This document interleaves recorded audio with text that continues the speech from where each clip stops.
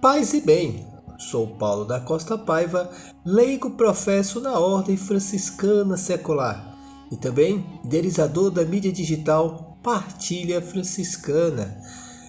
Lá você encontra tudo relacionado à nossa mística, dos terceiros penitentes de São Francisco de Assis, e textos, vídeos, história de santo, curiosidades e muito mais. Aproveitando, faço um convite para conhecer nossas fraternidades espalhadas por esse mundo afora.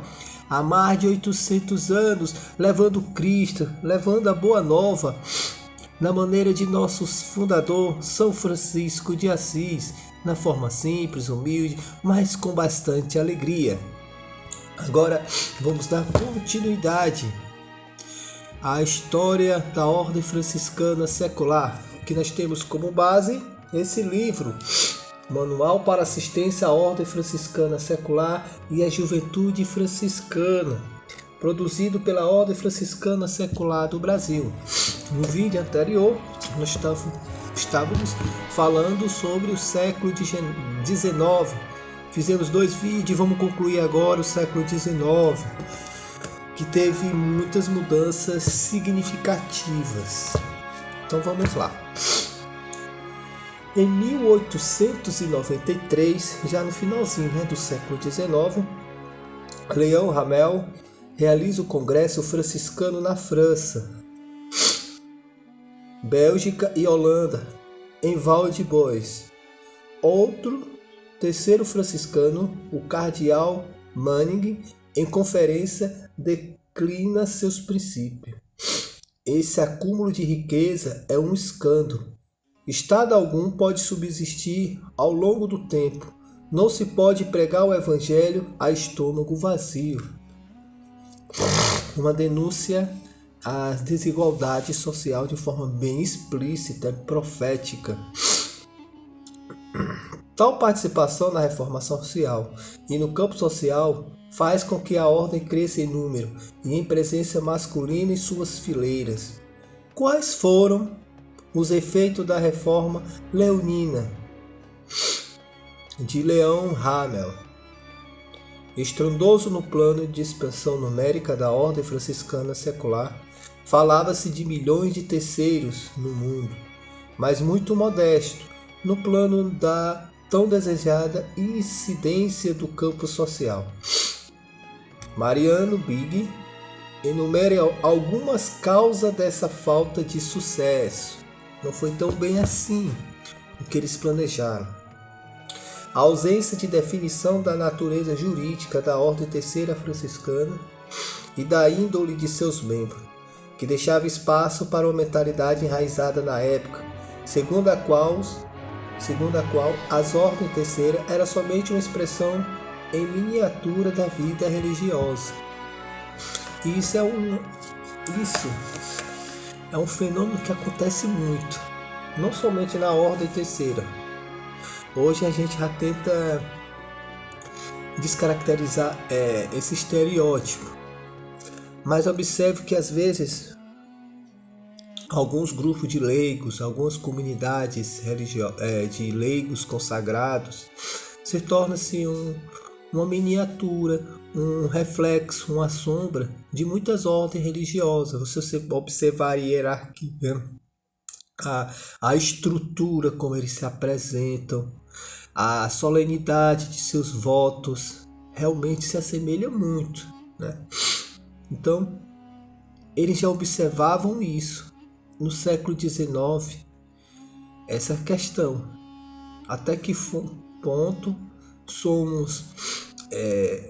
vivemos a nossa vocação de laicatos, mas sendo nós mesmos ou sendo uma sombra da vida religiosa, né? São pontos que se deve se trabalhar e evoluir. O contraste entre as duas tendências, mesmo no interior do mundo franciscano, entre os que queriam conservar o seu caráter unicamente orientado pela perfeição cristã e os que queriam orientar a atividade dos terceiros no plano social. Aqui são as duas polaridades. Viver a mística franciscana, isso dentro do ponto de vista ponto de vista dos franciscanos laicato ou do clero secular, que é viver a mística franciscana, não necessariamente como um frade ou uma freira clarissa, ou ser um ativista social. Totalmente se viver somente pelo ativismo social. Nem 8 e nem 80. A gente tem que buscar o equilíbrio, né? E dentro do nosso carisma, vivenciar a mística franciscana sem deixar de lado o compromisso com a sociedade junto aos desamparados, aos excluídos da sociedade, sem extremismo de nenhum dos lados. Os problemas da jurisdição e do relacionamento com o clero diocesano, que se colocava para a ordem primeira, depois a difusão da fraternidade nas paróquias não franciscanas.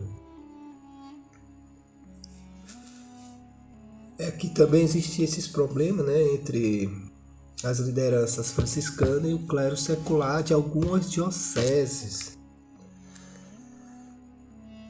Porque as fraternidades se espalharam de tal forma que nem sempre os frades conseguiam acompanhar, né? E às vezes ficavam dentro de paróquias que não eram franciscanas. Então existiam certos conflitos, né? Mas que, assim como toda a vida, como em todos os séculos, tem os seus desafios. Esse aqui foi mais um. O caráter profético, mas talvez prematuro, do grande projeto de Leão XIII, que não encontrou suporte de uma adequada preparação e de uma idônea formação. Quero fazer aqui só uma correção. Quando ele fala que... Deixa eu ver se eu encontro... Que ele fala da... Acho que pronto, a reforma leonina, ele está se referindo não ao Leão Hamel, mas ao Papa Leão XIII, que tinha aquele ideal de usar a força do leigo, ser do fermento no meio da grande massa, para trabalhar os desafios sociais daquela época. Mas infelizmente não foi tão como ele esperava. Com certeza tenha dado alguns frutos, mas não o suficiente. Não obstante o aparente sucesso, a semente fora lançada no espírito mais iluminado. Foi fazer do seu caminho e convicção que a Ordem Terceira não fosse uma simples congregação de pessoas que lucrasse determinado número de indulgência. Foi necessário quase um século para se chegar a isso através da regra, aprovada por Paulo VI. Isso aqui já durante o Concílio de Vaticano II. E é de se notar que no século XIX surgiram também muitas congregações religiosas franciscanas, cujos membros seguiam a regra de Leão XIII, depois adaptada por Pio XI em 1927. João Paulo II lhe deu uma nova regra, Franciscana Vitae, propósito de 8 de dezembro de 1982. Então a gente observa aqui a intenção de Leão XIII, no primeiro momento, talvez não atingiu o que eles esperavam naquele momento. Aquela semente foi sendo trabalhada e se desenvolveu durante décadas para lá na frente trazer algum benefício para a ordem, para a igreja e para a sociedade.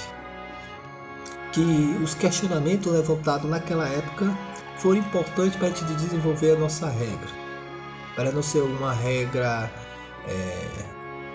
não totalmente devocionária, mas também compromissada com a sociedade, se engajando em pastorais, nas pastorais diversas, né, de preferências pastorais sociais, que infelizmente são as mais vazias dentro das paróquias, um engajamento nos inúmeros serviços dentro da igreja e fora da igreja, junto a ONGs, junto a associações, né? Sendo aquele fermento no meio da sociedade, através do nosso testemunho, da nossa mística franciscana secular, que não devemos perder para ser um ativista, porque o que dá o suporte ao trabalho junto com a sociedade, dentro da igreja ou fora da igreja, é a nossa mística. Você não pode viver de um serviço sem beber da espiritualidade. E também você não pode viver somente da espiritualidade se não colocar em prática junto à sociedade, porque esvazia toda a sua intenção e se torna algo hipócrita e mentiroso. Como é que você vivencia Deus e não consegue levar esse Deus para as pessoas, né? Esse é o questionamento. Ou como você ser ativista. Do que adianta você se matar, se doar no trabalho, se você não consegue transmitir esse Deus para as pessoas também? Habitolado somente naquela missão, naquele objetivo, sem ter o suporte necessário que vem do alto, que as graças divinas de Deus, que é essa intimidade com Deus. Então, a regra essa nossa última regra aprovada por Paulo VI, ou foi por João Paulo II, me perdoe agora, mas a nossa última regra buscou trazer uma realidade para os franciscanos terceiro, que buscasse esse equilíbrio, que vivenciássemos a mística franciscana não como uma cópia de um fradezinho, de uma freira clarissa, como se vivesse tal qual como eles. Não, a gente tem nossa própria forma de vida, nossa própria regra para vivenciar dentro da mística franciscana. Então, esse questionamento busquemos para nós. Você que é franciscano secular, você bebe da mística, mas você vivencia essa mística junto à sociedade, né? São questionamentos importantes que devemos fazer durante as nossas orações, durante o nosso diálogo íntimo com Cristo. Amém? Paz e bem.